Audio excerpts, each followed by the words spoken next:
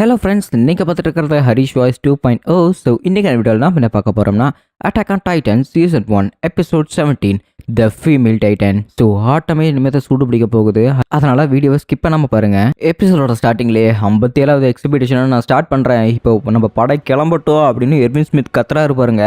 அங்கே இருக்கிற எல்லா சோல்ஜர்ஸுமே பார்த்தீங்கன்னா அவங்களோட குதிரை எடுத்துக்கிட்டு அப்படி விருட்டுன்னு வேகமாக கிளம்பிக்கிட்டு இருக்கிறாங்க.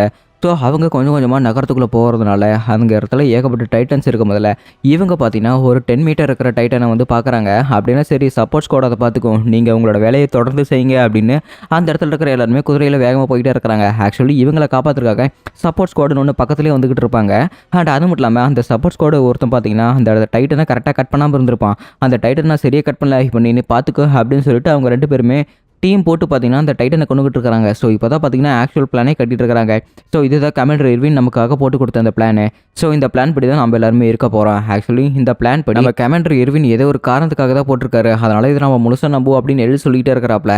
அண்ட் இது எல்லாத்தையுமே நான் நினச்சி பார்த்துருக்கிறேன். நம்ம எரனு பொசோட கிட்ட, சார் என்னோட ஃப்ரெண்ட்ஸ் எல்லாருமே டைட்டன்ஸை கொல்ல முடியுமா அப்படின்னு எரன் கேட்டுட்டு இருக்கிறான். அட பாவீங்களா, இதையாட்ட இப்போ என்கிட்ட கேட்குற, இந்த ஒரு மாசமா நீங்கள் என்ன பண்ணிட்டு இருந்தீங்க? டைட்டன்ஸ் தானே கொண்டுட்டு இருந்தீங்க, என்ன செடியை வச்சு வளர்த்திட்டு இருந்தீங்க? கன்ஃபார்மாக ஃப்ரெண்ட்ஸ் எல்லாம் போட்டு தள்ளிடுவாங்கல்ல. ஏன்னா இந்த சமயத்தில் வந்து நீங்கள் எப்படி சொதப்பிட்டு இருந்தீங்கன்னா நம்மளோட பிளான் மொத்தமாக ஊற்றிக்கும், அதனால் யாருமே இதுக்குமே பயப்பட தேவையில்ல அப்படின்னு சொல்லிட்டு இருக்காங்க. அண்ட் இவங்க எல்லாருமே பார்த்தீங்கன்னா காட்டுப்பகுதிக்குள்ள வந்துட்டாங்க. அப்படின்னா சரி, எல்லாருமே நம்ம பொசிஷன் படி ஆரம்பிக்கலாம், லாங் டிஸ்டன்ஸ் ஸ்கவுட்டிங் ஃபார்மேஷன் ஆரம்பிக்கிட்டோம் அப்படின்னு சொல்லிட்டு கமாண்டர் எர்வின் ஒரு கவுண்டர் கொடுக்குறாரு பாருங்க. கொடுத்த அடுத்த செகண்டே அந்த இடத்துல இவங்க ஒவ்வொருத்தருக்கும் ஃபார்மேஷன் இருக்கும்ல, அந்த ஃபார்மேஷனுக்கு ஏற்ற மாதிரி நடந்துகிட்டு இருக்கிறாங்க. இங்கே இருக்கிற வேன்கார்டை பாதி செமி சர்க்கிளாக இந்த இடத்துல மீதி இருக்கிற பேர்த்து முன்னாடி லெஃப்ட் சைடு பேக் சைடு எல்லாமே இடத்துலையுமே கவர் பண்ணுங்க. அண்ட் அது மட்டும் இல்லாமல் யார் யாரெல்லாமே புதுசாக வந்திருக்கிறாங்களோ அவங்களுக்கு பேக்கப்பாக ஒரு குதிரை கொடுங்க அப்படின்னு சொல்லிட்டு கமாண்டர் எர்வின் சொன்னது ஞாபகம் வருது. அண்ட் அதே மட்டும் இல்லாமல் ரைட் ஃப்ளாங்க் ஸ்குவாட் அப்படின்னா அந்த இடத்துல ஒரு ஸ்குவாட் இருக்குது, லெஃப்ட் ஃப்ளாங்க் ஸ்குவாட்னா அங்கே ஒரு ஸ்குவாட் இருக்குது. ஆக்சுவலி இந்த ரைட் ஃப்ளாங்க் ஸ்குவாடு அப்புறம் லெஃப்ட் ஃப்ளாங்க் ஸ்குவாடு அவங்க மட்டும்தான் டைட்டன்ஸ் அதிகமாக எதிர்கொள்வாங்க. ஏன்னா அவங்க தான் சென்டரில் இருக்கிறதோட ரொம்பவே ஒயிட் ரேஞ்சாக அந்த காட்டு பகுதிகளில் ஊடுருவாங்க. அந்த காட்டு பகுதிகளில் போனதுக்கப்புறம் அவங்க எப்படியாவது ஒரு டைட்டனை அவங்க பார்ப்பாங்கல்ல. அப்படி பார்த்ததுக்கப்புறம் அவங்க எல்லாருமே அவங்க கையில் வச்சிருக்கிற அந்த ஸ்மோக் கிரனேடை அந்த கன்னில் வச்சு ஃபயர் பண்ணணும். ஃபயர் பண்ணதுக்கப்புறம் அந்த இடத்துல டைட்டன் இருக்குன்னு நாங்கள் தெரிஞ்சுக்குவோம். அண்ட் அது மட்டும் இல்லாமல் சென்டரில் போயிட்டு இருக்கிற நாங்கள் எங்கெல்லாம் ரெட் ஃபார்ம் இருக்குது அப்படின்னு கண்டுபிடிச்சிட்டு கமாண்டர் எர்வின் அதுக்கேற்ற மாதிரி ரியாக்ட் பண்ணுவார்.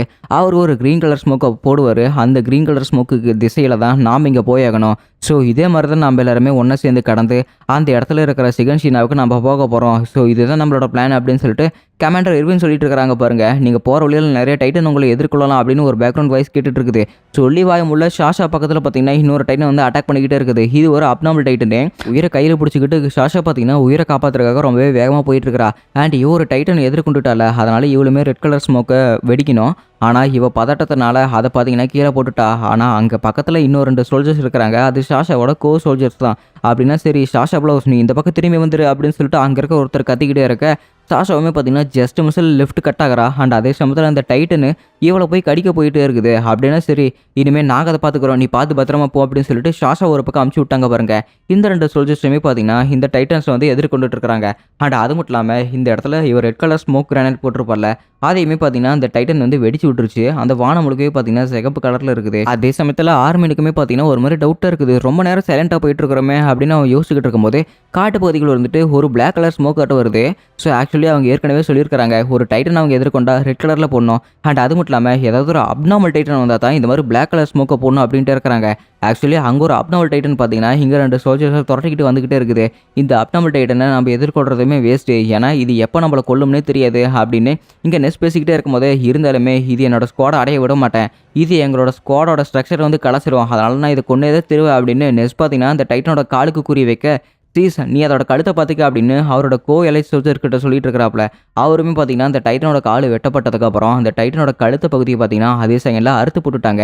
அப்படின்னா எனக்காக இந்த குதிரை மறுபடியும் திரும்ப வந்திருக்குதா ஷேலட், இதனால தான் எனக்கு ஒன்று ரொம்பவே பிடிச்சிருக்குது, நீ என்கிட்ட திரும்ப வந்துட்டு பாரு அப்படின்னு சொல்லிட்டு அவர் கைவிட்ட குதிரையை அவர் மேலேயே பார்த்தீங்கன்னா போய் ஏறி போயிட்டு இருக்குது.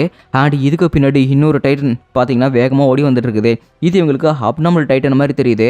ஹே சீஸ், அங்கே பாரு பின்னாடி ஒரு அப்நார்மல் டைட்டன் வந்துட்டு இருக்குது. அப்படின்னா நம்ம இன்னொரு தடவை இப்போ பண்ணதே செஞ்சு பார்க்கணும். அண்ட் அது மட்டும் இல்லாமல் இது நம்ம இதை கடைசி தடவையாக பண்ணியாகணும், ஏன்னா இது நம்ம உயிரை கூட பரிசுரும் அப்படின்னு சொல்லிட்டு நெஸ் பேசிட்டு இருக்கிறாங்க. அப்படின்னா சரி அந்த டைட்டன் வரட்டும் அதுக்கப்புறம் வச்சுக்கலாம் அப்படின்னு அந்த டைட்டன் வந்ததுக்கப்புறம் இவங்க அட்டாக் பண்ணலான்னு போகிறாங்க பாருங்க.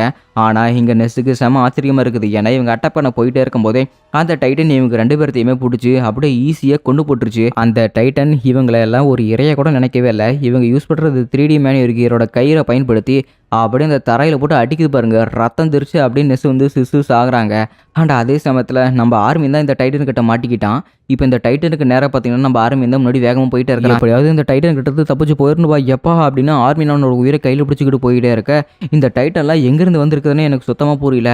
அந்த டைட்டன் எப்படி நம்ம நெஸ்ஸை கொண்டுச்சு எனக்கு அது ஒன்றுமே புரியலையா அப்படின்னு சொல்லிட்டு ஆர்மின் பேந்த முடிச்சுக்கிட்டு ரொம்பவே வேகமாக போய்கிட்டே இருக்கும்போது அந்த டைட்டன் நம்ம ஆர்மினோட தலைக்கையே மேலே பார்த்தீங்கன்னா போய்கிட்டு இருக்குது.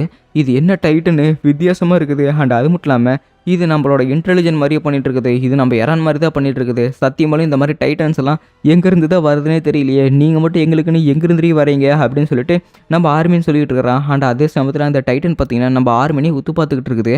அவன் சாக போகிறான்னு தெரிஞ்சிருச்சு. நம்ம ஆர்மினோட கண்ணில் பார்த்தீங்கன்னா மரணத்தை ஏற்றுக்கிட்ட மாதிரி அவன் ஒத்துக்கிட்டான்.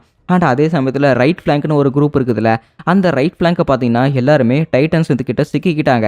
யாராவது இங்கே ஸ்குவாட் கிட்ட சொல்லி ஆகணும் இந்த ரைட் ஃப்ளாங்க் ஸ்குவாட் மொத்தமாக அழிஞ்சிருச்சு. அங்கே ஃபீமேல் டைட்டன் வந்து இங்கே இருக்கிற எல்லா டைட்டனுமே அட்ராக்ட் பண்ணி எங்கள் எல்லாருமே கை விட்டுருச்சாட்டு இருக்குது. யாராவது இருக்கிறீங்களா அப்படின்னு சொல்லிட்டு அங்கே ஒரு சோல்ஜர் வந்து கை கட்டிக்கிட்டே இருக்கும்போது நம்ம ஆர்மின் பார்த்தீங்கன்னா அந்த ஃபீமேல் டைட்டன் கிட்ட மாட்டிக்கிட்டான். அவனோட குதிரையுமே பார்த்தீங்கன்னா பறி போயிருச்சு. அண்ட் அவனுமே சாக போகிறான் அப்படின்னு முடிவு எடுத்துகிட்டு இருக்கும்போது அவனோட ஹுடியை மட்டும் யாரை கழட்டுற மாதிரி இருக்குது. ஸோ யாராது அப்படின்னு சொல்லிட்டு அவன் தலை நிமிர்ந்து பார்த்தது தெரியுது. அந்த ஃபீமேல் டைட்டன் நம்ம ஆர்மினோட மூஞ்சியை நேருக்கு நேரம் ஊத்து பார்த்துக்கிட்டு இருக்குது. அவனோட மூஞ்சியை பார்த்ததுக்கப்புறம் நம்ம ஆர்மினை கண்டுக்காத மாதிரியே அப்படியே அவனை இதே இடத்துல விட்டுட்டு போயிடுச்சு. இது என்னது இங்கே நடக்கிறது எனக்கு ஒன்றுமே புரியலையே. மேபி அந்த டைட்டன் நேரம் என்னை கொண்டிருக்கணும். ஆனால் ஏன் என்னோட மூஞ்சி மட்டும் பார்த்துட்டு அது இங்கே போயிடுச்சு. மேபி அந்த டைட்டனும் மனுஷங்க மாதிரி தான் நினைக்கிறேன். நம்ம எரன் மாதிரி தான் அதுக்குள்ளேயும் ஒரு மனுஷங்க இருக்கான்னு நினைக்கிறேன். ஒரு மனுஷன் தான் அதுக்குள்ளே இருந்து கட்டுப்படுத்திக்கிட்டு இருக்கானா அப்படின்னு சொல்லிட்டு ஆர்மி யோசிச்சுட்டு இருக்கிறான். அண்ட் அதே சமயத்தில் நம்ம ரெய்னருமே வந்துட்டான். ஆக்சுவலி இவனுமே ஒரு ரூக்கி தானே, அதனால் இவங்ககிட்டயுமே ஒரு செகண்டரி குதிரை இருக்குது. இந்த மாதிரி ஒரு லேண்டில் நீ குதிரை இல்லாமல் இருந்தீங்கன்னா கண்டிப்பாக ஒரு டைட்டனுக்கு இறையாயிருவேன். கன்ஃபார்மாக இந்த ஒரு குதிரையை வச்சுக்க அப்படின்னு நம்ம ரெய்னர் பார்த்தீங்கன்னா ஒரு குதிரையை கொடுக்குறான். ரொம்பவே நன்றி ரெய்னர். அண்ட் அது மட்டும் இல்லாமல் அந்த டைட்டன் எப்படியாவது அப்நார்மல் டைட்டன் இல்லைன்னு எல்லாத்துக்கிட்டே இன்ஃபார்ம் பண்ணி ஆகணும் அப்படின்னு நம்ம ஆர்மின்னு சொல்லிட்டு இருக்கிறான். இது பின்னாடி பெருசாக தூக்கலாக இருக்குது, அந்த டைட்டன் தான் ஒரு அப்நார்மல் டைட்டனா அப்படின்னு சொல்லிட்டு ரெய்னர் சொல்லும்போது எப்படியாவது நான் மற்றவங்களுக்கு இன்ஃபார்ம் பண்ணி ஆகணும், அதனால ரெட் கலர் ஸ்மோக்கை போடுறேன் அப்படின்னு ஆர்மின் அந்த இடத்துல ரெடி ஆகிட்டு இருக்கும்போது இவங்களுக்கு பின்னாடி அந்த ஜீன் பார்த்தீங்கன்னா எல்லோ கலர் ஸ்மோக்கை போட்டுட்டான். அதாவது இவங்க பிரச்சனையில் இருக்காங்க அப்படின்னு. அண்ட் அதே சமயத்தில் இங்கே என்ன நடக்குதுன்னு ஒன்றுமே புரியல. ஏன்னா ரைட் ஃப்ளாங்க் ஸ்குவாட் இருக்கிற எல்லாருமே அந்த டைட்டன்ஸுக்கு இறையாயிட்டாங்கன்னு நினைக்கிறேன். ஏன்னா அங்கே இருக்கிற நிறைய டைட்டன்ஸு திடீர்னு வந்த மாதிரி அவங்க ஃபீல் ஆனாங்கன்னு சொன்னாங்க. அண்ட் அந்த டைட்டன்ஸ் எல்லாத்தையுமே பார்த்துட்டு நான் ஆறுக்க பறக்க ஓடி வந்துட்டு இருக்கிறேன் அப்படின்னு ஜீன் சொல்லிட்டு இருக்கிறான். மேபி அந்த டைட்டன்ஸ் எல்லாத்தையுமே இந்த டைட்டன் தான் கவர்ந்து இருக்கணும்னு நினைக்கிறேன். மேபி இவளுமே ஒரு மனுஷன் தான் நினைக்கிறேன். அப்படின்னா அந்த கொலோசல் டைட்டன் அப்புறம் அந்த ஆர்மர் டைட்டன் மாதிரி இந்த டைட்டனுக்குள்ளேயே யாரும் இருக்கிறாங்க. இந்த ஃபீமேல் டைட்டனுக்குள்ளே இருக்கிற ஆள் மட்டும் யாருன்னு தெரிஞ்சிட்டா போதும், நம்மளோட எனிமி யாருன்னு தெரிஞ்சிடும் அப்படின்னு நம்ம ஆர்மின்னு சொல்லிட்டு இருக்கிறான். ஆக்சுவலாக நீ சொல்கிற மாதிரி இதுவுமே ஒரு மனுஷிதான் அப்படின்னு நீ சொல்லிட்டு இருக்கிறியா ஆர்மின்? எனக்கு அது ஒன்றுமே புரியலையே, நீ எப்படி அது கரெக்டாக சொல்கிற அப்படின்ட்டு இருக்கும்போதே ஆக்சுவலி நான் இந்த டைட்டன் கிட்ட மாட்டினப்போ அது என்னை கொல்ல துடிக்கவே இல்லை. அது என்னோட ஹூடியை மட்டும் நிறுத்தி பார்த்துட்டு என்னோட முகத்தை பார்த்துட்டு அது பாட்டுக்கு திரும்ப போய்கிட்டே இருக்குது. அப்படின்னா அதுக்கு வேற ஒருத்தர் யாரோ தேவைப்படுறாங்க. வேற ஒருத்தர்னா யாரு? அவங்களுக்கு நேராக போகிறாங்கன்னா அப்படின்னா இறந்தான முன்னாடி இருக்கிறான், அவங்களுக்கு இறந்து தேவைப்படுறாங்களாட்டு இருக்குது அப்படின்னு சொல்லிட்டு நம்ம ஆர்மின்னு சொல்லிக்கிட்டே இருக்கிறான். பட் இருந்தாலுமே நம்ம எப்படி அவ்வளோ சீக்கிரம் போக முடியும், அந்த டைட்டன் நம்மளோட ரொம்பவே வேகமாக போய்கிட்டே இருக்குது அப்படின்னு சொல்லிட்டு நம்ம ஆர்மின்னு சொல்லிட்டு இருக்கிறான். பட் இருந்தாலுமே நம்ம எப்படியாவது அந்த டைட்டனை எப்படியாவது இங்கே திசை திருப்பி ஆகணும். அப்படி திசை திருப்பினா தான் நம்ம டீம்மேட்ஸ் எல்லாருமே இங்கே வித்ட்ரா பண்ணுறதுக்கு கொஞ்சமாவது டைம் கிடைக்கும். அந்த டைமை நம்ம எப்படியாவது அவங்களுக்கு வாங்கி கொடுக்கணும் அப்படின்னு ஜீன் ஒரு பக்கம் பேசிக்கிட்டே இருக்கிறான். எனக்கு தெரிஞ்ச ஜீன் இப்படியெல்லாம் பேசவே மாட்டானே, ஏன்னா ஜீன் எப்போவுமே சுயநலமாக தான் யோசிப்பான். ஆனால் ஜீன் இப்போ மற்றவங்களுக்காக யோசிக்கிறானா எனக்கு உண்மையிலேயே ரொம்பவே பெருமையாக இருக்குது அப்படின்னு சொல்லிட்டு ரெய்னர் அந்த இடத்துல பேசிக்கிட்டு இருக்கிறான். என்ன பேசிகிட்டு இருக்கிறீங்க இந்த மாதிரி சமயத்தில்? ஏன்னா மற்றவங்களுக்காக நீ உயிரை விடணும்னு இந்த மாதிரி ஒரு ஃபீல்டுக்கு வந்துட்டல, எனக்கும் இதை பேசுகிறதுக்கெல்லாம் ரொம்பவே கடுப்பாக தான் இருக்குது. பட் நீ மற்றவங்களுக்காக உயிரை விடணும் அப்படின்னு இந்த சர்வே கப்ஸுக்கு வந்துட்டீங்கன்னா அதுக்கு வேறு வழியில் உயிரை விட்டு தான் ஆகணும். நான் மற்றவங்களுக்காக வழி செஞ்சு கொடுத்துட்டு நான் எப்படி சாகத்தான் போகிறேன். அதனால் எனக்கு உங்களோட கையை மட்டும் கொடுங்க, எனக்கு உங்களோட உதவி தேவைப்படுது, என்ன உதவி பண்ண வரீங்களா இல்லையா அப்படின்னு சொல்லிட்டு ஜீன் அந்த இடத்துல கத்தி கேட்டுக்கிட்டே இருக்கிறான் பாருங்க. நான் என்னோட டீம்மேட்ஸுக்கு வழி பண்ணி கொடுக்கத்தான் போகிறேன், நீங்கள் வரதுனா வாங்க, வரலினா போங்க அப்படின்னு சொல்லிட்டு ஜீன் பார்த்தீங்கன்னா முழு மனசோடு இருக்கிறான். அண்ட் அது மட்டும் இல்லாமல் உங்களோட ஹூடி எடுத்து தலையில் போட்டுக்குங்க, ஏன்னா அது நம்மளோட ஃபேஸை பார்த்ததுக்கப்புறம் தானே ரெகக்னைஸ் பண்ணுது. அது நம்மளோட மூஞ்சியை பார்க்க முடியலன்னா அது இறன் யார் மற்றவங்க யாருன்னு கூட தெரியாமல் அதை நம்மளை கொல்லவே முடியாது அப்படின்னு ஆர்மின்னு சொல்லிட்டு இருக்கிறான். போடு இந்த மாதிரி ஒரு பிளானுக்காக தான் நாங்கள் காத்துட்டு இருந்தோம். இப்போ போகிற அந்த டைட்டனை போய் என்ன பண்ணுறோம் அப்படின்னு இங்கே ரெய்னர் கத்திக்கிட்டே இருக்கிறான். ஆனால் ஆர்மின் உன்னை பற்றி தப்பாக நினச்சிட்டேன். நீ எப்பவுமே இறங்க கூட இருக்கிறனால ரொம்பவே உருன்னு இருப்பேன்னு நினச்சேன். ஆனால் நீ உண்மையிலேயே ஒரு தைரியமான ஆள் தான், நீ கேப்பபிளான ஆள் தான்டா அப்படின்னு சொல்லிட்டு ஜீன் அந்த இடத்துல பாராட்டிட்டு இருக்கிறான். ஆனாலுமே நான் ஒன்றும் கேப்பபிளான ஆளெல்லாம் கிடையாதுடா, நானும் சாதாரண மனுஷன் தானே, நான் அந்தளவுக்கு ஒன்றும் கேவலமான ஆள் இல்லை அப்படின்னு இங்கே ஆர்மின் சொல்லிக்கிட்டே இருக்கிறான். அப்படின்னு சரி நான் எப்படியாவது இந்த டைட்டனோட காலை மட்டும் அட்டாக் பண்ணிட்டே போதும், அதுக்கப்புறம் எனக்கு ஒரு ஓப்பனிங் கிடச்சிரும். இந்த டைட்டன் நம்ம கொல்லணுங்கிற அவசியம் இல்லை, இந்த டைட்டன் அவங்க நடக்க முடியாமல் போச்சுன்னா மட்டும் நம்மளோட மிஷன் வந்து சக்ஸஸ் ஆகிறதுக்கு வாய்ப்பு இருக்குது அப்படின்னு ஜீன் பிளான் போட்டுட்ருக்கிறான். அதே சமயத்தில் ஆர்மினுமே ஏன்னா இந்த டைட்டனை கொள்றதுக்கு நமக்கு சுத்தமாக வாய்ப்பு இல்லை, பட் மேபி அந்த 2 பேர்த்தால முடியும்னு நினைக்கிறேன் அப்படின்னு ஆர்மின் நம்ம ஆக்ரமென்ஸை நினச்சிட்டு இருக்கிறான். அதாவது மீகாசா ஆக்ரமேன் அப்புறம் லீவே ஆக்ரமேன் 2 பேருமே நினச்சி பார்த்துட்டு இருக்கிறான். ஏன்னா இவங்க 2 பேரும் தான் அட்டகாசமாக பர்ஃபார்ம் பண்ணிட்டு இருக்கிறாங்கல்ல, அதனால தான்.